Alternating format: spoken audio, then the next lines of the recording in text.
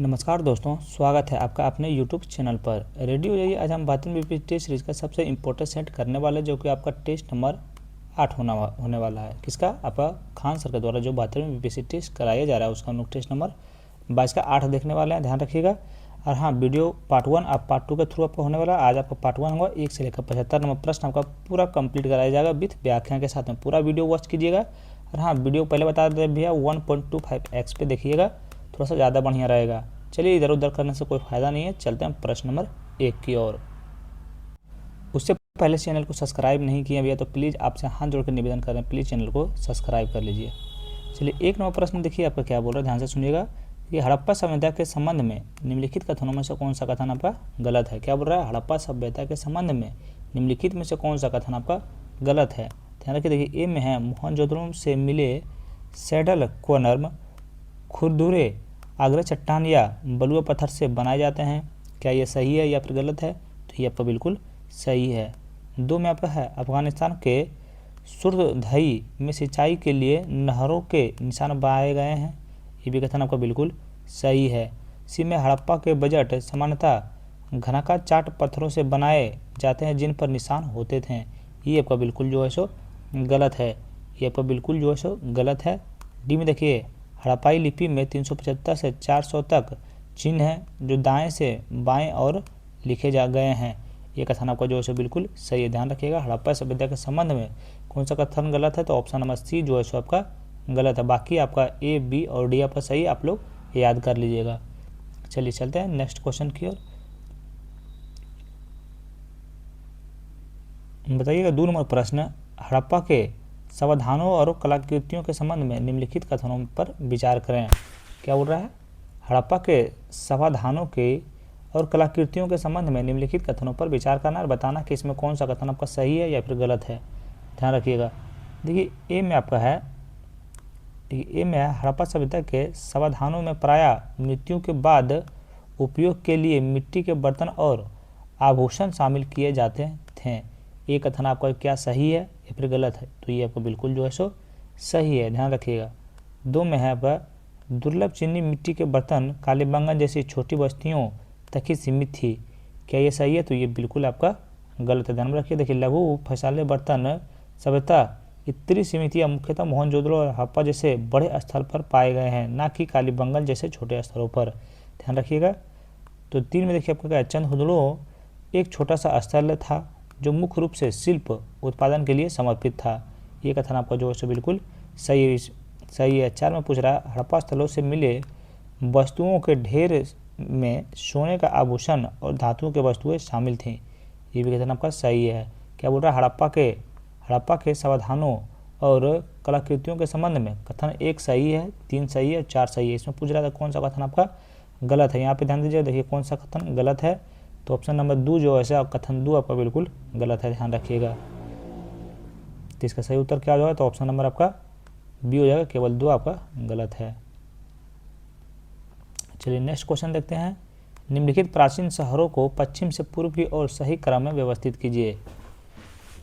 क्या बोल रहा है? निम्नलिखित शहरों को पश्चिम से पूर्व की ओर सही क्रम में व्यवस्थित करना है। ध्यान रखिएगा। तो पहला कौन हो जाएगा? पहला हो जाएगा अहिच्छत्र, ये पहला हो जाएगा। उसके बाद आपका हो जाएगा श्रावस्ती, ये आपका दूसरा हो जाएगा। पहला है दूसरा। उसके बाद आपका हो जाएगा कुशीनगर, ये आपका हो जाएगा तीसरा। उसके बाद हो जाएगा चंपा, हो जाएगा चौथा। ध्यान रखिएगा। तो ऑप्शन नंबर आपका ये आपका बिल्कुल सही उत्तर है। चलिए नेक्स्ट क्वेश्चन पे चलते हैं, प्रश्न नंबर 5 की ओर। प्रश्न नंबर 4 देखते हैं। बताइएगा निम्नलिखित कथनों पर विचार कीजिए।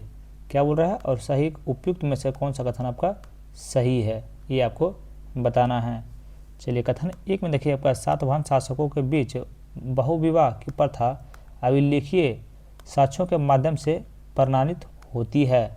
क्या कथन 1 आपका सही है? ध्यान रखिए। तो कथन 1 आपका जो है बिल्कुल सही है।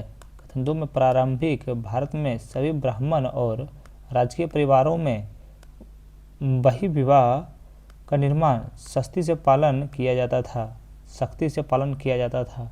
क्या कथन 2 आपका सही है? तो ध्यान रखिए, कथन 2 जो है सो आपका बिल्कुल गलत है, सही नहीं है भैया। ध्यान रखिएगा, आप लोगों को पता होगा ये बिल्कुल आपका गलत है। देखिए इसका सही उत्तर हम लोग देखेंगे, जहाँ ब्राह्मणों ग्रंथों में वही विवाह को प्रावधान है, वहीं व्यवहार में दक्षिण भारत में यहाँ तक कि कुलीन वर्ग में भी अंत विवाह आम था। सातवाहनों ने रानियाँ एक ही गोत्र की थी जो वही विवाह का उल्लंघन किया था, ध्यान रखिएगा। आगे 3 नंबर में आपका है, मनुस्मृति में 8 प्रकार के विवाह को मान्यता दी गई है, जिसमें से केवल आधे को ही स्वीकार माना गया है। क्या कथन 3 सही है? तो कथन 3 आपका जो है बिल्कुल सही है। तो 1 और 3 कथन आपका सही है, आप लोग याद कर लीजिएगा। चलिए चलते हैं नेक्स्ट क्वेश्चन पे। और अभी तक चैनल को सब्सक्राइब नहीं किए भैया तो प्लीज़ आपसे हाथ जोड़कर निवेदन कर रहे हैं, प्लीज़ चैनल को सब्सक्राइब कर लीजिए। चलिए 5 नंबर प्रश्न बताइएगा, कौन सा बौद्ध ग्रंथ वैशाली में संपन्न संगीत में संकलित किया गया था, जिसके संघ के लिए अनुशासन संहिता शामिल है? क्या बोला, कौन सा बौद्ध ग्रंथ वैशाली में संपन्न संगीति में संकलित किया गया था, जिसमें संघ के लिए अनुशासन संहिता शामिल है? तो ये आपका विनय पिटक में आपका जो है सो हो जाएगा। देखिए इसका सही उत्तर हम लोग देखेंगे, विनय पिटक हो जाएगा। इसका थोड़ा सा सोल्यूशन देखते हैं हम लोग। देखिए वैशाली के परिषद में संकलित बौद्ध ग्रंथ जिसमें से संघ के अनुशासन संबंधी नियम शामिल हैं, विनियम विनय पिटक हैं। बुद्ध की मृत्यु के लगभग 1 शताब्दी बाद वैशाली में आयोजित एक परिषद विशेष रूप से मठवासी अनुशासन से संबंधित मुद्दों पर विचार विमर्श और चर्चा के लिए बुलाई गई थी, ध्यान रखिएगा। चलिए नेक्स्ट क्वेश्चन पर चलते हैं, प्रश्न नंबर 6 की ओर। बताइएगा, देखिए मध्यकालीन भारत में विदेशी विवरणों के संबंध में निम्नलिखित कथनों पर विचार कीजिए। क्या बोल रहा है, मध्यकालीन भारत के विदेशी विवरणों के संबंध में निम्नलिखित कथनों पर विचार कीजिए। बताइए कि कौन सा कथन आपका। क्वेश्चन पे ध्यान रखिएगा भैया, क्वेश्चन को आपको भूलना नहीं है, वीडियो को पूरा वॉच कीजिएगा, थोड़ा सा देख के छोड़ दीजिएगा तो फिर आप लोग छूट जाएगा। फिर आज छोड़िएगा तो बोलिएगा वो कल कर लेंगे, कल बोलिएगा अरे परसों कर लेंगे, ऐसे ऐसे फिर सारा वीडियो आपको जमा हो जाएगा, आप लोग नहीं देख पाइएगा। क्वेश्चन पे ध्यान दीजिए, क्वेश्चन क्या बोल रहा है, मध्यकालीन भारत के विदेशी विवरणों के संबंध में निम्नलिखित कथनों पर विचार करना है। देखिए एक में आपको बोल रहा है, अल-बिरूनी ने पतंजलि को व्याकरण संबंधी का कार्य अरबी में अनुवाद किया, जो कि बिल्कुल सही है। 2 में है, इब्न बतूता ने अपनी यात्रा के दौरान दिल्ली और मालदीव दोनों में काजी के रूप में कार्य किया, जो कि बिल्कुल आपका सही है, ध्यान रखिएगा। तो दोनों कथन सही है, तो ऑप्शन नंबर सी हो जाएगा। ए और बी आपका दोनों सही है। क्वेश्चन पे क्या था, मध्यकालीन भारत के विदेशी विवरणों के संबंध में कथन 1 और 2 आपका दोनों सही है, इसी पे ध्यान रखिएगा। चलिए आगे चलते हैं नेक्स्ट क्वेश्चन की ओर। बताइएगा, मध्यकालीन भारत में भक्ति और सूफी आंदोलनों के संबंध में निम्नलिखित में से कौन सा कथन आपका गलत है? यहाँ पे ध्यान दीजिएगा, कौन सा कथन आपका गलत है। क्या बोल रहा है, मध्यकालीन भारत में भक्ति और सूफी आंदोलनों के संबंध में निम्नलिखित कथनों पर आपको विचार करना है, बताना है कि कौन सा क्वेश्चन आपका गलत है। ए में क्या है, नैनार परंपरा की एक प्रमुख महिला संत क्या कराईकल अम्मैयार ने अपनी रचनाओं में स्वयं को तपस्वी और गैर पारंपरिक स्त्री रूप में चित्रित किया है। ये जो है सो आपको बिल्कुल सही है। 2 में है, नलियर द्वीप प्रबंधम अलवार भोजनों का संकलन को संस्कृति वेदों में समकक्ष माना जाता था, ये भी आपका कथन जो है सो बिल्कुल सही है। सी में है, लिंगायत धर्मशास्त्र के अनुसार दाह संस्कार करते थे और नवनारंभ पश्चात विवाह को स्वीकार करते थे, ये जो है बिल्कुल गलत है। बाकी डी भी आपका सही है, ध्यान रखिएगा। इसमें से कौन सा कथन गलत है, तो ऑप्शन नंबर सी जो है सो आपका गलत है, ध्यान रखिएगा। चलिए नेक्स्ट क्वेश्चन पर चलते हैं, प्रश्न नंबर 8 की ओर। बताइए प्रश्न नंबर 8 आपका क्या है, भारत में किसी प्रारंभिक सूफी सिलसिले में शरिया के सख्त पालन और एक संयमित जीवन शैली पर जोर दिया तथा रहस्यवादी अतिरेक का विरोध किया। क्वेश्चन को ध्यान में रखिएगा भैया, अब वीडियो को पूरा वॉच कीजिएगा। जहाँ भी हमसे थोड़ा सा गलती हो रहा है पढ़ने में, थोड़ा सा हम रुक जा रहे हैं, हिचकिचा जा रहे हैं, तो प्लीज़ भैया आपसे हम हाथ जोड़ कर माफ़ी मांगते हैं और प्लीज़ माफ़ कर दीजिएगा। क्योंकि गलती हर किसी से होता है। सुबह से खाना नहीं खाए हैं, अभी 12 बज रहा है, अभी एक सेट बना रहे हैं हम, तो बनाते बनाते 1 बज जाएगा, तो क्या होता है ना, मुंह खुलता ही नहीं है। तो भारत में किस प्रारंभिक सूत्रीय सिलसिले में शरिया का सख्त पालन और एक संयमित जीवन शैली पर जोर दिया तथा रहस्यवादी अतिरेक का विरोध किया? अतिरेक का विरोध किया। कौन किए थे? तो ये आपका किए थे, ध्यान रखिएगा, नक्सवादी किए थे। कौन किए थे? आपका नक्शबंदी किए थे, ध्यान में रखिएगा। तो ऑप्शन नंबर डी आपका बिल्कुल सही उत्तर होगा। देखिए 16वीं शताब्दी के अंत में भारत में शुरू किया गया नक्शबंदी आदेश था, ध्यान रखिएगा। चलिए अगला 9 नंबर प्रश्न बताइए, मौर्यकालीन कला और वास्तुकला के संबंध में निम्नलिखित कथनों में से कौन सा कथन आपका सही है? तो क्या बोल रहा है, मौर्यकालीन कला और वास्तुकला के संबंध में निम्नलिखित में से कौन सा कथन आपका सही है, बताना है कौन सा कथन सही है। तो कथन 1 में आपका लोमस ऋषि गुफा अशोक द्वारा आजीवक संप्रदाय को दान दी गई थी, जो कि कथन 1 आपका बिल्कुल सही है। कथन 2 में है सारनाथ सिंह स्तंभ पर मूल एक धर्म चक्र था, जो कि बिल्कुल आपका सही है। 3 में आपका है दीदारगंज से मिली यक्षिणी की मूर्ति काले बेसॉल्ट पत्थर से बनी है और इसकी सतह पर पॉलिश नहीं है, जो कि आपका बिल्कुल गलत है, ध्यान रखिए। 4 में आपका है राजस्थान में स्थित बैराट स्तूप अशोक के समय का ईंट से निर्मित स्तूप का प्रारंभिक उदाहरण है, जो कि बिल्कुल आपका सही है। तो ध्यान रखिए कौन सा सही हो जाएगा, तो 1, 2 और 4 आपका सही है, यानी कि ऑप्शन नंबर बी आपका बिल्कुल सही उत्तर हो जाता है। क्या हो जाएगा, मौर्यकालीन कला और वास्तुकला के संबंध में कथन 1 सही है, 2 सही है और 4 सही है। आप लोग भैया याद कर लीजिए। चलिए नेक्स्ट क्वेश्चन पे आते हैं, सम्राट अशोक के शासनकाल के संबंध में निम्नलिखित में से कौन सा कथन आपका गलत है, बताइए। बहुत बढ़िया क्वेश्चन है, सम्राट अशोक के शासनकाल के संबंध में निम्नलिखित में से कौन सा कथन आपका गलत है, बताइए कौन सा कथन आपका गलत है। तो गलत आपका देखिए ए में आपका अशोक के शिलालेख मुख्यतः प्राकृतिक भाषा में थे, लेकिन कंधार शिलालेख ग्रीक और आर्मेइक लिपि में जारी किए गए थे, ये तो आपका बिल्कुल सही है। बी में है कलिंगोत्तर धर्म महामात्रों को पूरा साम्राज्य में बौद्ध मठों को देख रेख का कार्य सौंपा गया था, जो कि बिल्कुल आपका गलत है, ध्यान रखिएगा क्या है, बिल्कुल आपका गलत है। अब बाकी सी आपका सही है, डी भी आपका सही है, आप लोग याद कर लीजिएगा। चलिए आगे बढ़ते हैं प्रश्न नंबर 11 की ओर। और अभी तक चैनल को सब्सक्राइब नहीं किया भैया तो प्लीज़ चैनल को सब्सक्राइब कर लीजिए। बताइए जैन धर्म के मूल सिद्धांतों के संबंध में निम्नलिखित कथनों पर विचार कीजिए। क्या बोल रहा है, जैन धर्म के मूल सिद्धांतों के संबंध में निम्नलिखित कथनों पर विचार कीजिए और बताइए कि कौन सा कथन आपका सही है। आप लोग खुद भी तो आंसर दे सकते हैं भैया। देखिए कथन 1 में है जैन धर्म का मानना है कि सभी जीवित प्राणियों में आत्मा होती है परंतु निर्जीव वस्तुओं में नहीं, जो कि कथन आपका 1 सही है। कथन 2 में आपका है जैन धर्म में कार्य की अवधारणा आत्मा पर सूक्ष्म भौतिक पदार्थों को संचित होने से जुड़ी हुई थी, ये भी आपका बिल्कुल सही है। 3 में आपका है जैन धर्म में मोक्ष किसी देवता या प्रति समर्पण और अनुष्ठानिक पूजा के माध्यम से प्राप्त की जा सकती थी, ये आपका जो है बिल्कुल गलत है, ध्यान रखिए बिल्कुल आपका गलत है। इसीलिए इसका सही उत्तर आपका कौन सा हो जाएगा, 1 और 2 आपका सही है, तो ऑप्शन नंबर आपका सी बिल्कुल राइट आंसर हो जाएगा। चलिए नेक्स्ट क्वेश्चन पे आते हैं, प्रश्न नंबर 12 की ओर। बताइएगा गुप्तकालीन साहित्यिक कृति और उनके लेखन से संबंधित निम्नलिखित युग्मों में से कौन सा युग्म गलत सुमेलित है, बताइए निम्नलिखित में से कौन सा गलत सुमेलित है।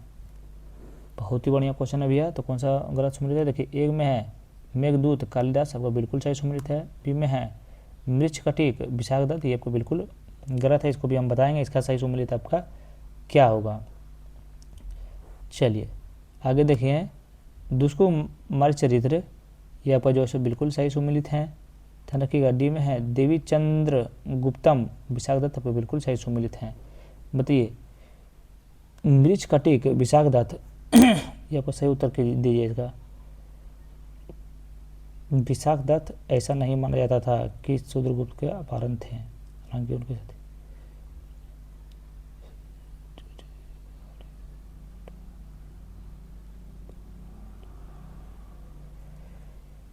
शुद्रक हो जाता है भैया, क्षुद्रक हो जाता है, ध्यान में रखिएगा। यहाँ लिख देते हैं शुद्रक हो जाता है, ध्यान रखिएगा। अगर यहाँ थोड़ा सा मिस्टेक हमसे हो रहा है भैया तो आप लोग समझिएगा बात को, इसमें थोड़ा सा हमको डाउट है, इसलिए स्टार यहाँ पे हम स्टार लगा देते हैं।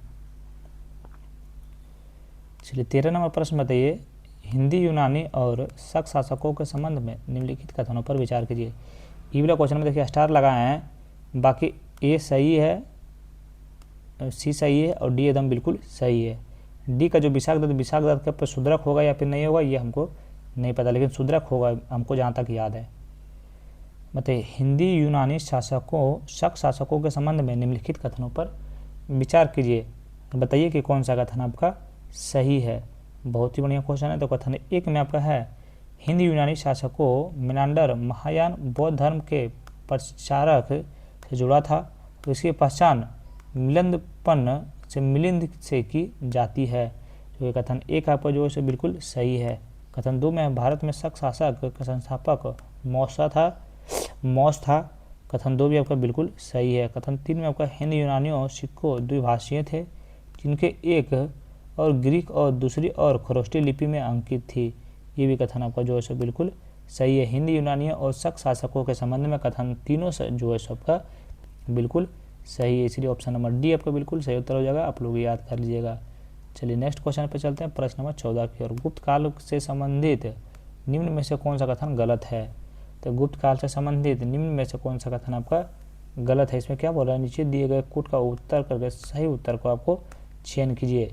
सही उत्तर को आपको चयन करना है। तो कथन एक में आपका है, हरिसेन द्वारा लिखित महरौली लोह स्तंभ अभिलेख में समुद्रगुप्त की विजयों का वर्णन है, बिल्कुल आपका गलत है।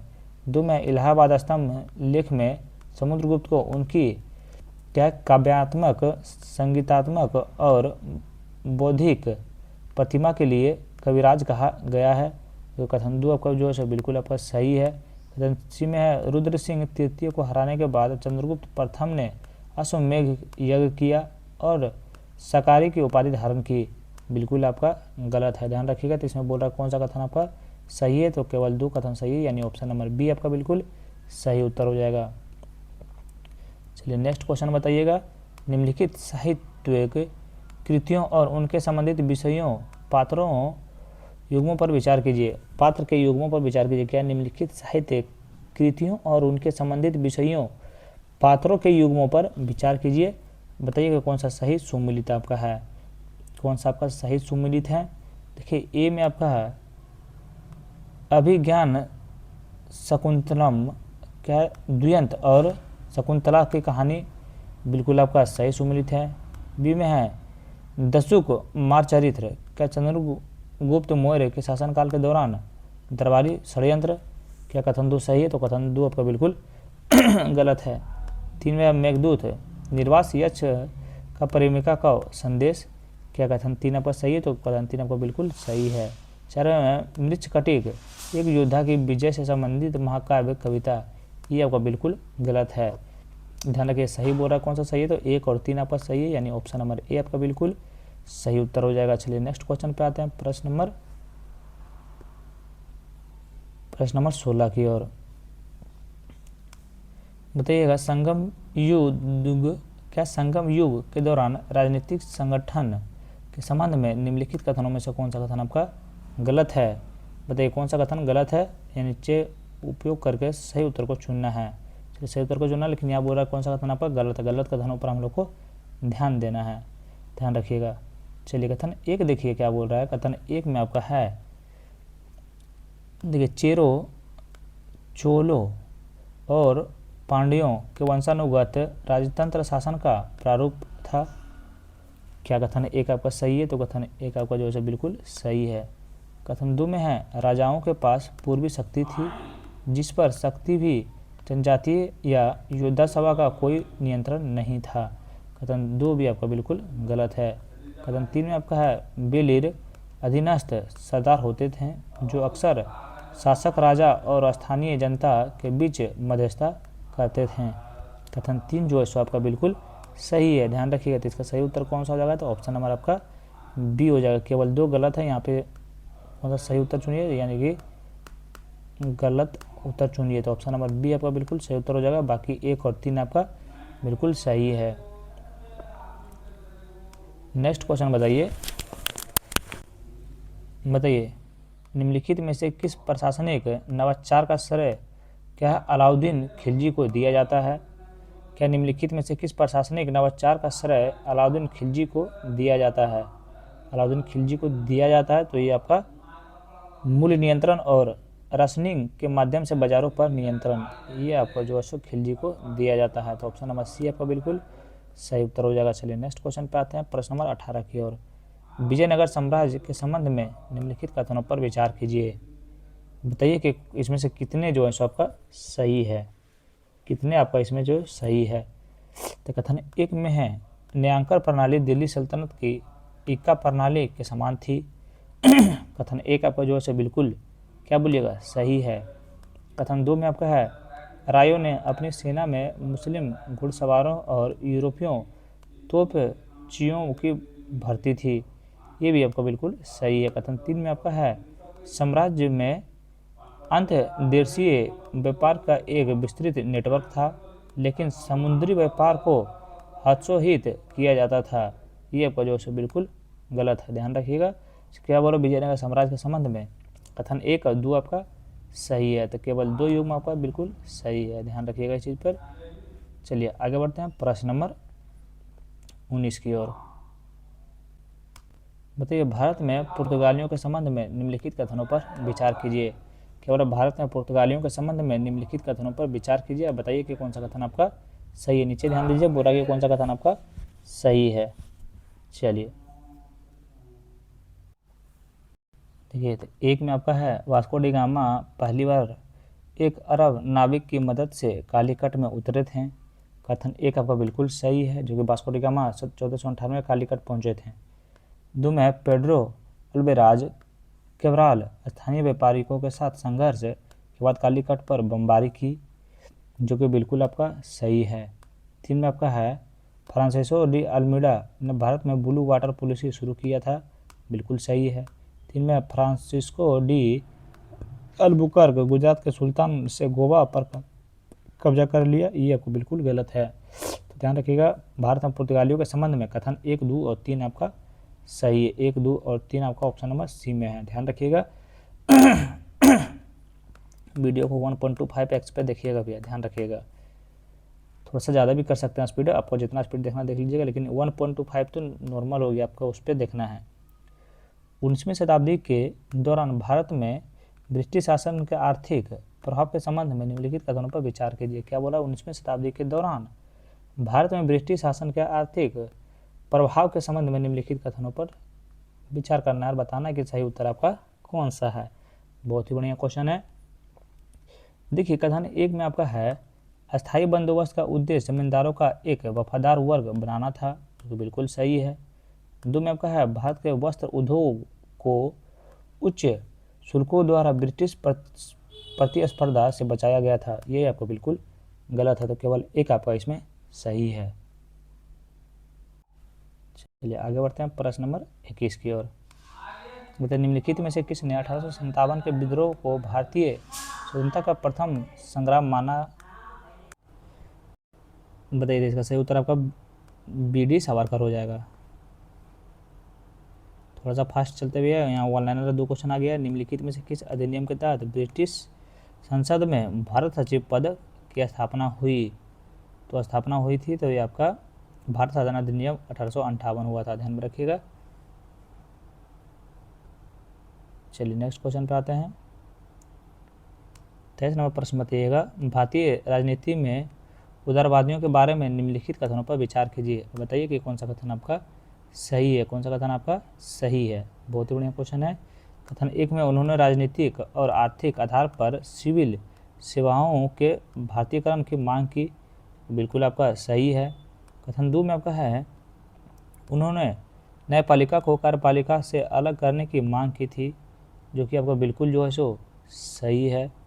अगला प्रश्न है, देखिए अगला कथन है उन्होंने किसानों को मजदूर से सीधे कह आंदोलन में शामिल होने की अपील की थी, ये आपको बिल्कुल गलत है, ध्यान में रखिए। तो कौन सा कथन सही है? भारत के राजनीतिक में उदारवादियों के बारे में कथन 1 सही है और 2 आपका बिल्कुल सही है, ध्यान रखिएगा। तो 1 और 2 आपका ऑप्शन नंबर बी में है। चलिए नेक्स्ट क्वेश्चन आपको मिलान करने वाला है, चलिए मिलान करते हैं।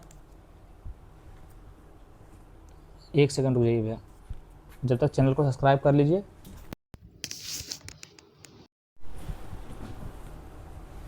चलिए बताइएगा, देखिए अगला नंबर प्रश्न है,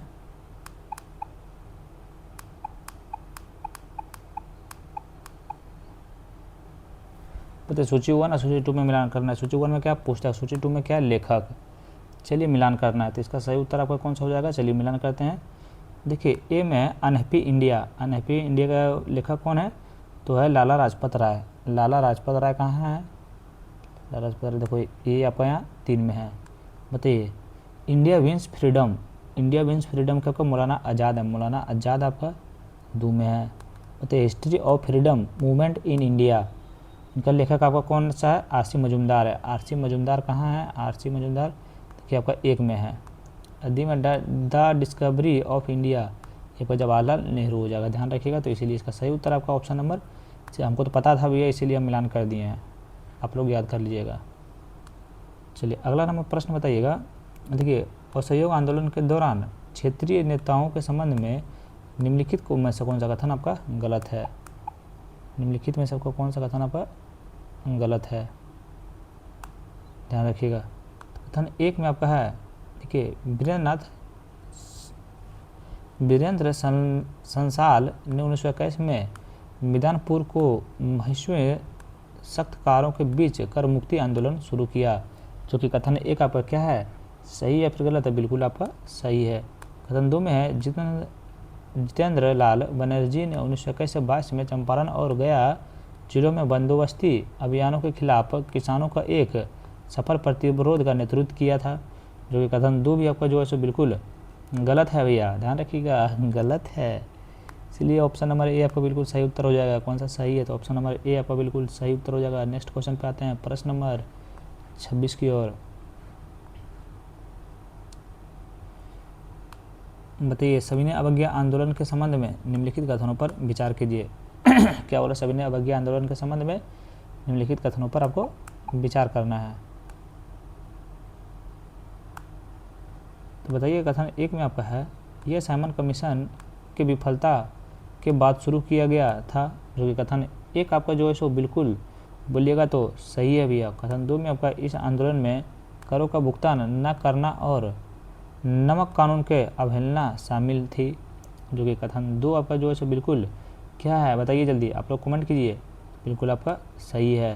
कथन 3 में आपका पुनः समझौता पर हस्ताक्षर के बाद आंदोलन वापस ले लिया गया था, ये आपको बिल्कुल गलत है, ध्यान रखिएगा। तो सविनय अवज्ञा आंदोलन के संबंध में कथन 1 सही है और 2 आपका सही है, ध्यान रखिएगा।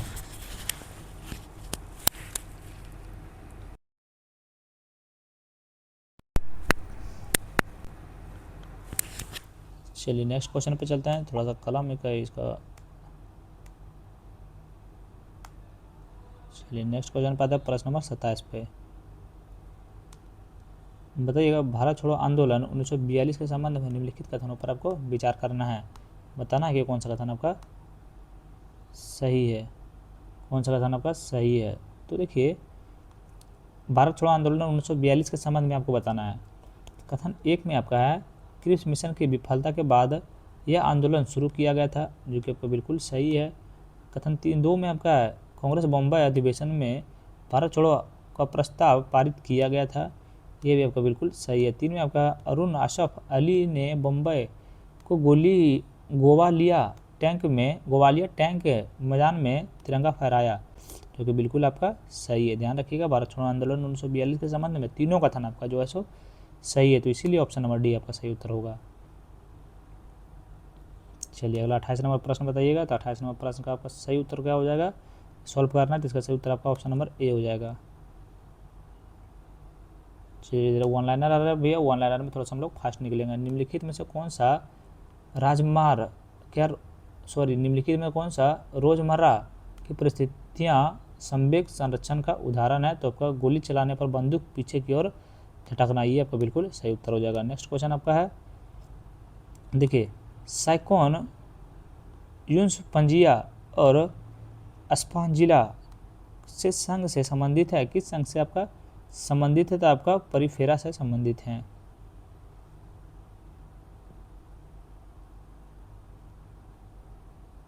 चलिए अगला 31 नंबर प्रश्न बताइएगा, आधुनिक आवर्त सारणी में तत्वों की विद्युत ऋणात्मक एक बाएं से दाएं कैसे बदलती है? तो बाएं से दाएं कैसे बदलती है? तो आपका बढ़ती है। अगला 32 नंबर प्रश्न बताइएगा। तो 32 नंबर प्रश्न बहुत ही इजी प्रश्न है भैया, ध्यान रखिएगा। बताइए निम्नलिखित में से किस तत्व के नाभिक में कोई न्यूट्रॉन नहीं होते? तो हाइड्रोजन में आपका कोई भी न्यूट्रॉन आपका नहीं होती है। बहुत इजी क्वेश्चन है। अगला नंबर प्रश्न बताइए निम्नलिखित में से कौन सा जैव रासायनिक अभिक्रियाओं में एंजाइम की भूमिका सबसे अच्छा वर्णन करता है? सबसे अच्छा वर्णन करता है तो आपका ये सक्रिय ऊर्जा को कम करके विशिष्ट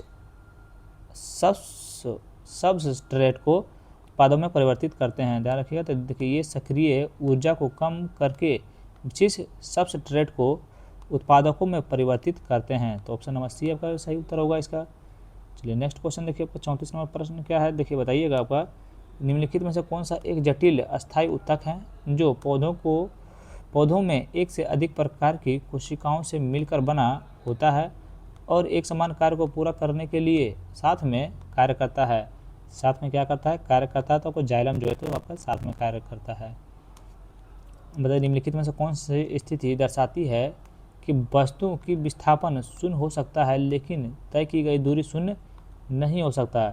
ठीक है, ये दूरी शून्य नहीं हो सकता तो ये आपका हो जाएगा ऑप्शन नंबर सी हो जाएगा। एक एथलीट एक वृत्ताकार पथ पर एक चक्कर पूरा करता है और प्रारंभिक बिंदु पर लौट आता है। ध्यान रखिएगा। तो ऑप्शन नंबर सी आपका बिल्कुल सही उत्तर हो जाएगा।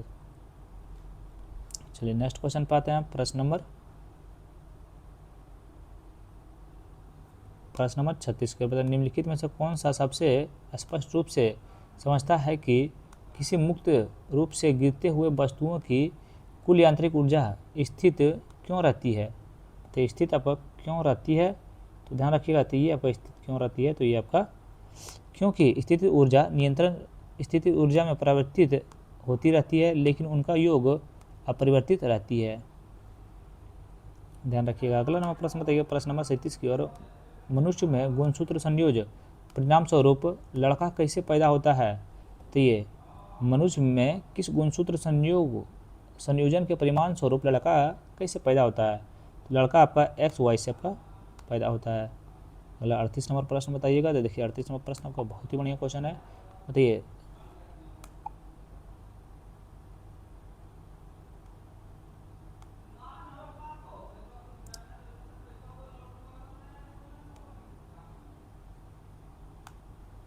ठीक है, 7 बहनों उत्तल दर्पण को रियर व्यू मिरर रूप में क्यों प्राथमिकता दी जाती है? क्यों प्राथमिकता दी जाती है? तो आपका यह व्यापक दृश्य क्षेत्र प्रदान करता है और प्रतिबिंबों को सीधा करता है। ध्यान रखिएगा। तो ऑप्शन नंबर सी आपका बिल्कुल सही उत्तर हो जाएगा। नेक्स्ट क्वेश्चन आपका है, तो मानव नेत्र के बारे में निम्नलिखित में से कौन सा कथन आपका सही है? तो मानव नेत्र के बारे में निम्नलिखित में से कौन सा कथन आपका सही है? कथन 1 में आपका है, मानव नेत्र का लेंस अभिन्न दूरियों की स्थित वस्तुओं पर फोकस करने के लिए अपनी फोकल लंबाई को बदल सकता है, जो कि बिल्कुल आपका सही है। कथन 2 में आपका है, निकट दृष्टि दोष तब होता है जब दूर की स्थिति वस्तुओं का प्रतिबिंब रेटिना के पीछे केंद्रित हो जाते हैं। ये बिल्कुल आपका गलत है। 3 में है, एक समान मानव नेत्र के निकट बिंदु लगभग 25 सेंटीमीटर होता है। ये आपका बिल्कुल सही उत्तर है। ध्यान में रखिए, ये आपका बिल्कुल सही उत्तर हो जाएगा। तो 1 और 3 आपका सही है। तो ऑप्शन नंबर सी आपका बिल्कुल सही उत्तर होगा। चलिए नेक्स्ट क्वेश्चन पे आते हैं प्रश्न नंबर 40 की ओर। बताइएगा प्रतिरोधों को समांतर संयोजन के संबंध में निम्नलिखित कथनों पर विचार कीजिए। प्रतिरोधकों के समांतर संयोजन के संबंध में निम्नलिखित कथनों पर विचार कीजिए। और अभी तक चैनल को सब्सक्राइब नहीं किए हुए तो जल्दी चैनल को सब्सक्राइब कीजिए। बताइए कि कौन सा कथन सही है। सब्सक्राइब कर लिए हैं। चलिए अब बताइए कि आंसर कौन सा होगा। कथन 1 में सभी प्रतिरोधकों में वोल्टेज का समान है, बिल्कुल सही है। 2 में आपका है, कुल धारा प्रत्येक प्रतिरोध से प्रभावित धाराओं का योग होती है, बिल्कुल आपका गलत है। 3 में आपका है, समतुल्य प्रतिरोध सदैव संयोजन से सबसे छोटे व्यक्ति प्रतिरोध से अधिक, बिल्कुल आपका सही है।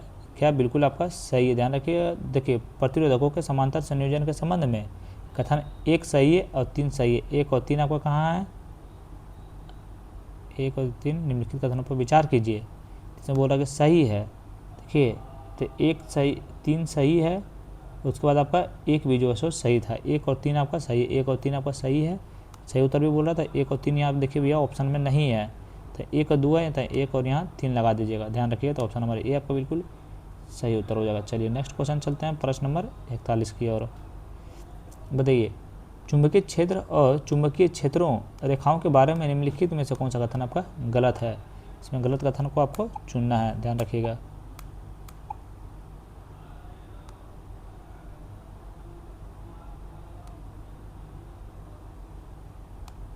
चलिए बताना, गलत कथन को चुनना है। बताइए ए में आपका है, बहुत बढ़िया क्वेश्चन। ए में आपका है चुंबकीय क्षेत्र रेखाएं चुंबक से उत्तरी ध्रुव से निकलती है और दक्षिणी ध्रुव पर मिलती है। क्या कथन 1 सही है, तो कथन 1 आपका जो है बिल्कुल सही है। कथन 2 में चुंबकीय क्षेत्र के प्रबलता चुंबकीय क्षेत्रों रेखाओं के अनुदिशित स्थिर रहती है, तो ये कथन 2 भी आपका बिल्कुल क्या है, तो गलत है भैया। कथन 3 में आपका है, कथन 3 में आपका है 3 भी देखिए आपका, अरे भैया कौन सा सर देख लिया यार, माफ़ कीजिएगा, थोड़ा सा पीछे चलिएगा इसका, 1 सेकंड रुक जाइए भैया, थोड़ा सा गलत हम आंसर पढ़ लिए थे। बताइए इसका सही हो तो चुंबकीय क्षेत्र और चुंबकीय क्षेत्र रेखाओं के बारे में निम्नलिखित में से कौन सा कथन आपका गलत है। तो ए में देखिए आपका चुंबकीय क्षेत्र रेखाएं चुंबक से उत्तरी ध्रुव से निकलती है और दक्षिणी ध्रुव पर मिलती है, ये आपका जो है सो सही है। बी में चुंबकीय क्षेत्र की प्रबलता एक चुंबकीय क्षेत्र रेखा के अनुदिश स्थिर रहती है, ये आपका बिल्कुल गलत है, ध्यान रखिए। तो इसमें पूरा कौन सा कथन गलत है, तो ऑप्शन नंबर सी आपका बिल्कुल गलत हो जाएगा। चलिए नेक्स्ट क्वेश्चन पे चलते हैं, बाकी आपका सी और डी आपका बिल्कुल सही है, याद कर लीजिएगा। 42 नंबर प्रश्न बताइए निम्नलिखित में से कौन सा परिस्थितिकी तंत्रों में जैव आवर्धन की परिघटना का सबसे अच्छा वर्णन करता है। सबसे अच्छा वर्णन कौन करता है, तो आपका उच्च पोषीय स्तर को अपघटित हानिकारक रसायनों की सांद्रता में वृद्धि, ध्यान में रखिएगा। तो ऑप्शन नंबर ए आपका बिल्कुल सही उत्तर हो जाएगा। नेक्स्ट क्वेश्चन चलते हैं आपका, बताइए उच्च घटना को क्या कहा जाता है जब कोई ठोस पदार्थ कुछ विशेष परिस्थितियों में अपना गलनांक तक या उससे अधिक गर्म करने पर भी ठोस अवस्था में बना रहता है। ठोस अवस्था में आपका बना रहता है तो आपका अति तापन, ध्यान रखिएगा।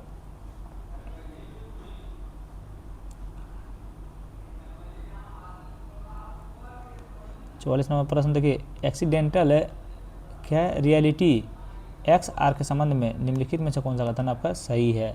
देखिए कौन सा कथन आपका सही है, बहुत बढ़िया क्वेश्चन है। तो ये आपका एक आभासी संवर्धित और मिश्रित वास्तविकता को समाहित करने वाला एक एकत्रित ढांचा है जिसका उद्देश्य क्या विविध क्षेत्रों में इमर्सिव उपयोगकर्ता अनुभव बनाता है, ध्यान रखिएगा। तो ऑप्शन नंबर बी आपका बिल्कुल सही उत्तर हो जाएगा। नेक्स्ट क्वेश्चन आपका है 40 नंबर प्रश्न, देखिए निम्नलिखित में से कौन सा विकल्प एआई एजेंट और एआई असिस्टेंट्स के बीच के अच्छी तरह से स्पष्ट रूप करता है। अच्छी तरह से स्पष्ट रूप करता है तो कौन करता है, तो ये आपका करता है, ध्यान में रखिएगा बी। देखिए एआई एजेंट सक्रिय और लक्ष्य उन्मुख रूप में कार्य करता है जबकि एआई असिस्टेंस उपयोगकर्ता के अनुरोधों के प्रतिक्रियात्मक रूप से प्रतिक्रिया देता है और सुझाव पैदा करता है, ध्यान रखिएगा। तो ऑप्शन नंबर बी आपका बिल्कुल सही उत्तर हो जाएगा। नेक्स्ट क्वेश्चन आपका है प्रश्न नंबर 46, बताइए लघु मॉड्यूलर रिएक्टरों के संबंध में निम्नलिखित कथनों पर आपको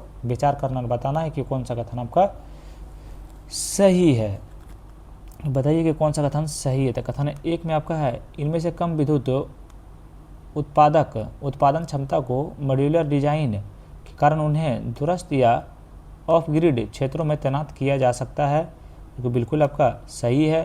कथन 2 में आपका पारंपरिक परमाणु रिएक्टरों के विपरीत उन्हें दक्षता बनाए रखने के लिए प्रत्येक 6 महीने में ईंधन भरने की आवश्यकता होती है, ये बिल्कुल आपका गलत है। कथन 3 में आपका है देखिए SMRS की सुरक्षा विशेषता के अक्सर ऐसे पैसिव प्रणालियों पर आधारित होती है जो बिना मानवीय हस्तक्षेप या बाहरी ऊर्जा स्रोत में कार्य करती है, बिल्कुल आपका सही है। तो 1 और 3 आपका बिल्कुल सही उत्तर हो जाएगा। चलिए नेक्स्ट क्वेश्चन पे आते हैं, प्रश्न नंबर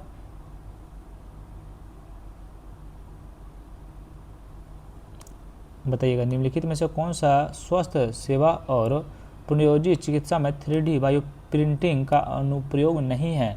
बताइए चिकित्सा में 3D बायो प्रिंटिंग का अनुप्रयोग नहीं है, तो कौन सा आपका नहीं है, तो नहीं आपका हो जाएगा पूरी तरह से स्वचालित रोबोटिक सर्जिकल उपकरणों का निर्माण। ध्यान रखिएगा भैया, ऑप्शन नंबर सी होगा।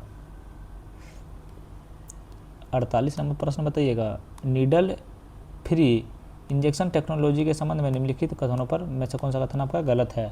क्या नीडल फ्री इंजेक्शन टेक्नोलॉजी के संबंध में निम्नलिखित में से कौन सा कथन आपका गलत है, तो गलत कथन आपका कौन सा है, तो देखिए ए तो आपका सही है, बी भी आपका सही है, सी आपका गलत है और डी भी आपका सही है। सी में गलत क्या होगा, सटीक दवा वितरण के लिए हाइपोडर्मिक सुइयों का उपयोग करती है, यह बिल्कुल आपका गलत है। 49 नंबर प्रश्न बताइए डिजिटल ट्विंस के संबंध में निम्नलिखित कथनों पर विचार कीजिए। क्या है, डिजिटल ट्विंस के संबंध में निम्नलिखित कथनों पर विचार कीजिए, गलत कथन को आपको बताना है। गलत कथन को बताइए, तो कथन एक में देखिए आपका यह डिजिटल ट्विंस किसी भौतिक वस्तुओं की आभासी प्रतिनिधित्व होता है जो उस वस्तु से जुड़ा सेंसरों से रियल टाइम डेटा प्राप्त करता है, ये तो आपको बिल्कुल सही है। दूसरे को डिजिटल ट्विंस मानक सिमुलेशन एक समान में केवल एक विशिष्ट सिमुलेशन संचालित करते हैं, ये आपको बिल्कुल गलत है। 3 में आपका है डिजिटल ट्विंस में भौतिक वस्तुओं के साथ 2 तरफा डेटा प्रभावित होता है, जो कि बिल्कुल आपका सही है। ध्यान रखिएगा, तो क्या डिजिटल ट्विंस के संबंध में कथन 1 और 3 आपका बिल्कुल सही है। आप लोग याद करते जाइएगा यार, अभी तक चैनल को सब्सक्राइब नहीं किया तो प्लीज़ जल्दी से चैनल को सब्सक्राइब कर लीजिए। 50 नंबर प्रश्न है, ध्यान देखिए निम्नलिखित में से कौन सा स्मॉल लैंग्वेज मॉडल का उदाहरण है, कौन सा उदाहरण है, तो आपका DISTIL डिजिटल वेट, ध्यान रखिएगा।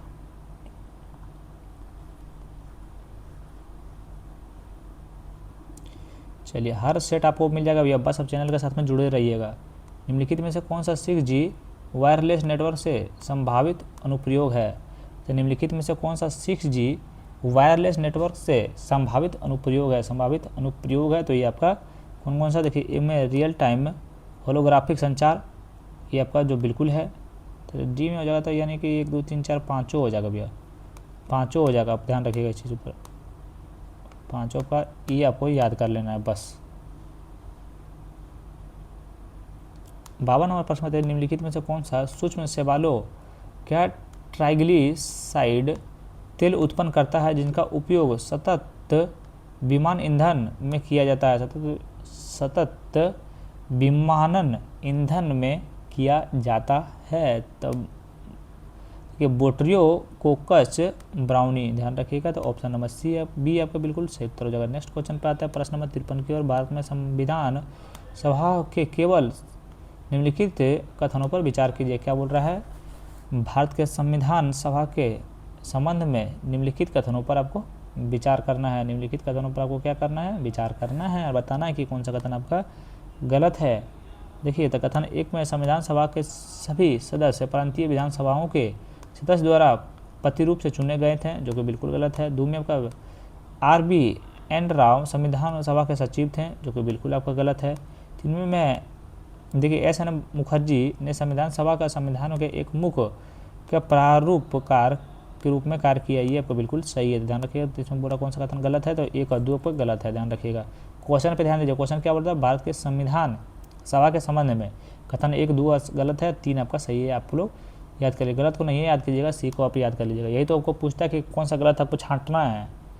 निम्नलिखित में से कौन सी विशेषता भारत का सरकार अधिनियम 1935 में लागू की गई थी, कौन सा लागू की गई थी, तो आपका संघीय योजना लागू की गई थी, आपका देखिए आपातकालीन संख्याएँ लागू की गई थी, आपका लोक सेवा आयोग लागू किया गया था 1935 में, न्यायपालिका भी आपका लागू किया गया था, तो इसलिए ऑप्शन नंबर डी आपका बिल्कुल सही उत्तर। इसको आपको याद करना बहुत ही जरूरी है भैया, ये क्वेश्चन को आप लोग याद जरूर कर लीजिएगा।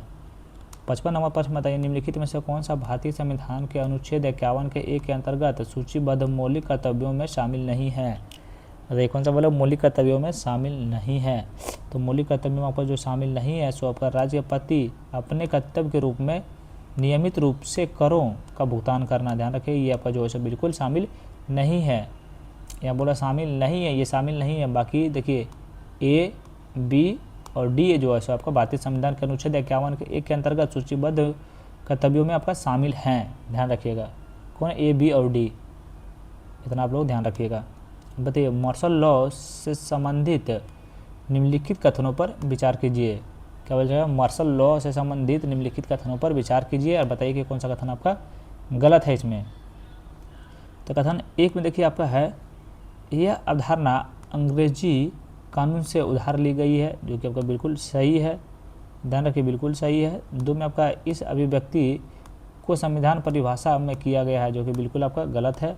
इनमें अनुच्छेद 34 के तहत मॉडल मार्शल लॉ की घोषणा अनुच्छेद 352 के तहत राष्ट्रीय आपातकाल के समान है, जो कि बिल्कुल आपका गलत है। ध्यान रखिएगा तो कौन सा गलत हो जाएगा, 2 और 3 आपका गलत है। बाकी ए आपका सही है। आप लोग ए को याद कीजिएगा और बाकी ध्यान में रखिएगा कि कौन कौन सा गलत है। आप लोग को अगर पॉलिटी पढ़े होंगे तो आप लोग को पता होगा। 42वें संशोधन द्वारा निम्नलिखित में से कौन सा राजनीति निर्देशक सिद्धांत जोड़े गए हैं।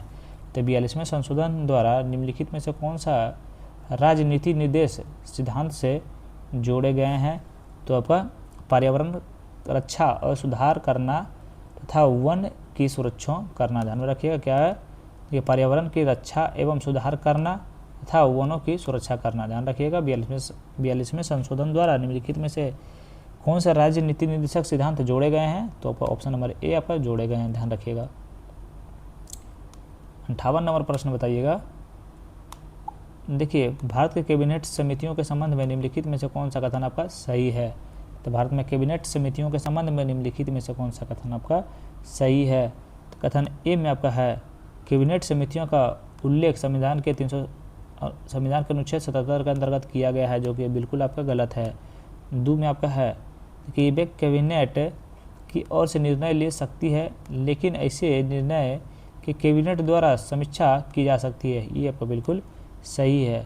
3 में आपका है, कथन 3 में आपका कैबिनेट समितियों को उनके कार्यकाल और उद्देश्य के आधार पर अस्थायी और तदर्श रूप में वर्गीकृत किया जाता है, ये आपका जो है बिल्कुल सही है। 3 में आपका है, सभी कैबिनेट समितियों की अध्यक्षता केवल प्रधानमंत्री करते हैं, बिल्कुल आपका गलत है। ध्यान में रखिए बिल्कुल आपका गलत है। भारत के कैबिनेट समितियों के संबंध में कथन 2 और 3 आपका सही है। 2 और 3 आपका ऑप्शन नंबर बी में है।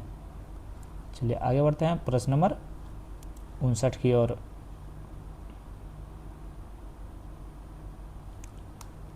बताइए निम्नलिखित में से किस निकाय को भारत के समानता सार्वजनिक धन का संरक्षक कहा जाता है। तो आपका भारत का नियंत्रक एवं महालेख को कहा जाता है।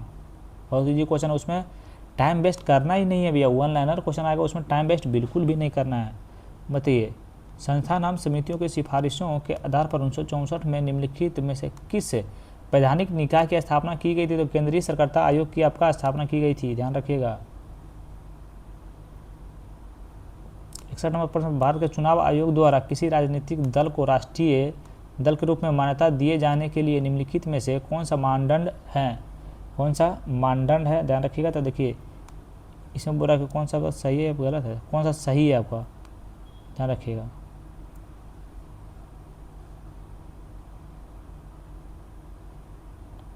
ये वाला क्वेश्चन को भी आप लोग आंसर कमेंट बॉक्स में बताइएगा, ध्यान रखिएगा। चलिए हर बार 2 क्वेश्चन हम छोड़ते हैं भैया, तो 61 नंबर प्रश्न का आंसर आप लोग कमेंट बॉक्स में बता दीजिएगा। सूची 1 में अनुच्छेद है, सूची 2 में प्रावधान है। बताइए अनुच्छेद 243 का एच क्या प्रावधान क्या है। बहुत बढ़िया क्वेश्चन है भैया, क्या इसका प्रावधान क्या है इसलिए बताइएगा। 3 का हो जाएगा 3, 1, 2। थोड़ा सा आंसर देख लिए भैया, क्योंकि इसका आंसर हमको नहीं पता। 343 का एच आपका हो जाएगा पंचायत द्वारा लाने की शक्तियाँ और उनकी निधियाँ। बताइए और 243 का आई में आपका हो जाएगा देखिए वित्तीय स्थिति की समीक्षा हेतु वित्त आयोग का गठन। ध्यान में रखिएगा। 80 में आपका 343 का जे था हो जाएगा पंचायत के लेखाओं का लेखा परीक्षक। और डी में हो जाएगा 343 का क्या आपका हो जाएगा पंचायत के चुनाव। ध्यान रखिएगा। तो ऑप्शन नंबर आपका कौन सा हो जाएगा, डी आपका बिल्कुल सही होगा। 3, 1, 2। चलिए नेक्स्ट क्वेश्चन पे पहुंचते हैं। 1 लाइनर है, तो 1 लाइनर पे हम लोग को सोचना नहीं है भैया। आप बीपीएससी का एग्जाम दे रहे हैं, 1 लाइनर पे सोचिएगा तो फिर मज़ा कैसे आएगा। भारतीय संविधान के किस अनुच्छेद में विशेष अनुमति याचिका का प्रावधान स्पष्ट रूप से उल्लेखित हैं? तो अनुच्छेद 336 उल्लेखित हैं। भारत में वर्तमान में कितने राज्यों में द्विसदनीय विधायिका हैं? तो ये कितने में द्विसदनीय विधायिका हैं? तो आपका 6 राज्यों में है द्विसदनीय विधायिका हैं। बताइए किसी विधेयक को धन विधेयक मायने में मानने का अंतिम अधिकार किसके पास होता है? बताइए किसी विधेयक को धन विधेयक मानने या ना मानने का अंतिम अधिकार किसके पास होता है? तो ये किसके पास होता है? तो लोकसभा अध्यक्ष के पास होता है। किसके पास होता है? लोकसभा अध्यक्ष के पास होता है। अगला नंबर प्रश्न बताइए निम्नलिखित में से कौन सा पूर्वोत्तर भारत का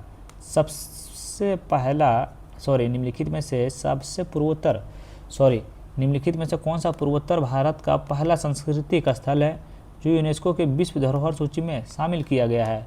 बताइए कौन आपका शामिल किया गया है? तो आपका देखिए चराईदेव मोईदम्स असम, ध्यान रखिएगा। तो ऑप्शन नंबर बी आपका जो है सो विश्व धरोहर सूची में आपका शामिल किया गया है। 67 नंबर प्रश्न बताइएगा हाल ही में शुरू किए गए रिसेट कार्यक्रम का उद्देश्य निम्नलिखित में से क्या है? तो हाल ही में शुरू किए गए रिसेट का उद्देश्य क्या है? तो निम्नलिखित में से आपका जो है सो आपका सेवानिवृत्त एथलीट के लिए क्या करियर परिवर्तन और कौशल विकास से सुगम करना, ध्यान रखिएगा। तो ऑप्शन नंबर ए आपका बिल्कुल सही उत्तर। वन लाइनर क्वेश्चन है, इसमें सोचना नहीं है। निम्नलिखित में से किस खिलाड़ी को 2025 फीडे महिला शतरंज कप जीता है? तो आपका दिव्या देशमुख जीते हैं, ध्यान रखिएगा। चलिए नेक्स्ट क्वेश्चन पे आते हैं, प्रश्न नंबर 69 की ओर।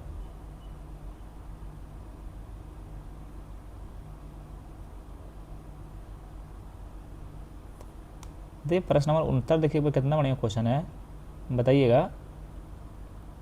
देखिए प्रश्न नंबर 69 क्या है? Future of free speech index 2025 में भारत का स्थान क्या है?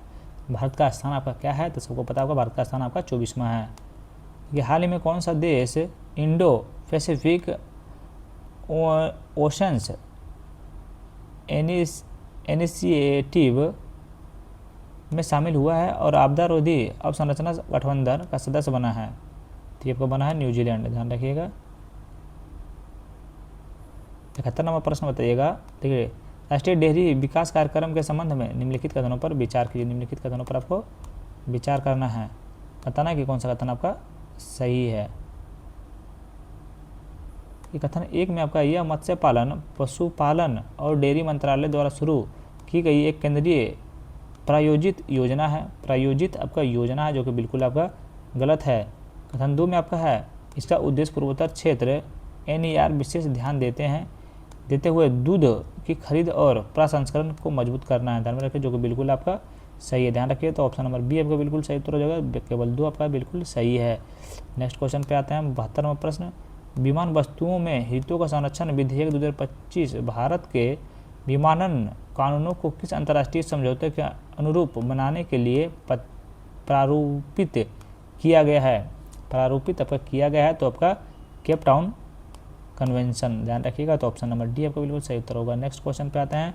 तो भारत के मत्स्य पालन क्षेत्र के संबंध में निम्नलिखित कथनों पर विचार कीजिए। क्या बोल रहा है? भारत के मत्स्य पालन के क्षेत्र के संबंध में निम्नलिखित कथनों पर विचार करना है, बताना है कि कौन सा कथन आपका सही है।